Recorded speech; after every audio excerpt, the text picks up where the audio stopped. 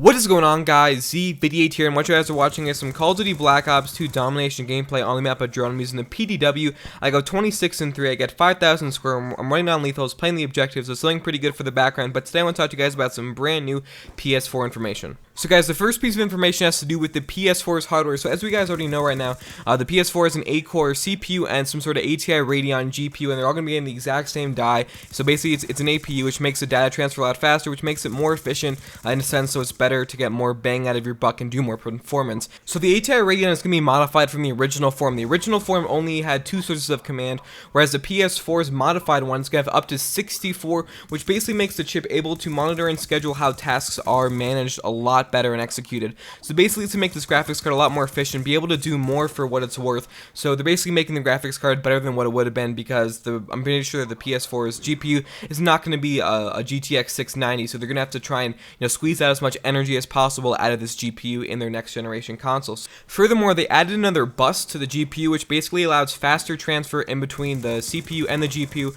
which makes the console a lot more faster in sending data, and there's going to be no more synchronization issues. And right now it's able to send 20 gigabits per second down that bus, and it's actually a lot faster than current PCI on the PC, so at least at that sense the PS4 is going to be faster. So basically the PS4 is going to have specific capabilities that are going to go beyond besides just having more cores and faster CPU, which is going to basically make it have the advantage this time around against the Xbox 720, and hopefully be able to compete with current APCs as well as PCs in the future. Now guys, this next piece of information is really good for us gamers, because the president of Sony never even thought of having their console always online.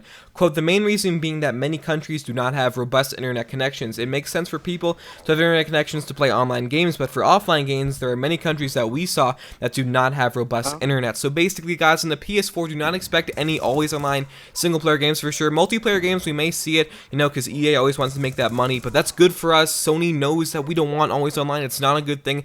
Internet connections are just not good enough in the world. Once we have Google Fiber everywhere in the world, then I can start to see online games become a possibility and make it good. I mean, games like World of Warcraft obviously need to have always online because their game is always online, but for games like SimCity, like really, that is no purpose of being online besides playing with friends. Like, that should be an option. So Sony knows that it's a horrible idea, and hopefully one day we'll see internet good enough that we can have it, but it seems like right now the internet in the world is not good enough, which makes sense. These companies can't look at the highest denominator and say, oh, we can always have always online internet.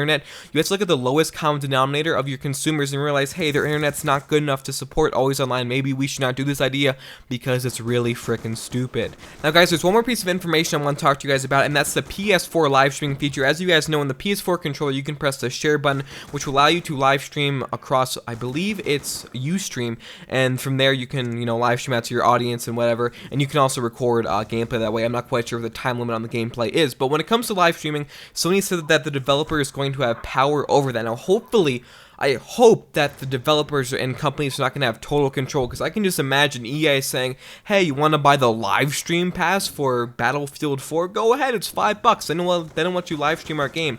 I can imagine that companies will be doing it to not ruin their story, and even that I don't like. I don't like the thought that the developers and companies have power over a live streaming feature in your game. I guess it makes sense because it's their content and it's copyrighted, but hopefully it's not going to be abused. Hopefully Sony's going to say, no, you can't do that. You can't make them pay to live stream. Maybe just if you don't want to spoil the end of your game or some cutscenes in GTA, that won't be live stream. But I can also imagine that that's going to be bad for the user. All of a sudden, your live stream turns off because you're progressing too far in your game. Hopefully Sony's able to regulate this and doesn't get too out of control, because I can just imagine that something like that is going to happen. So cross your fingers, hope today that's not going to happen.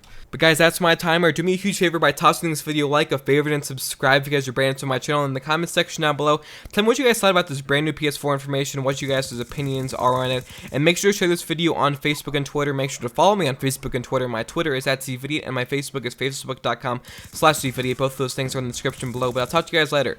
Peace.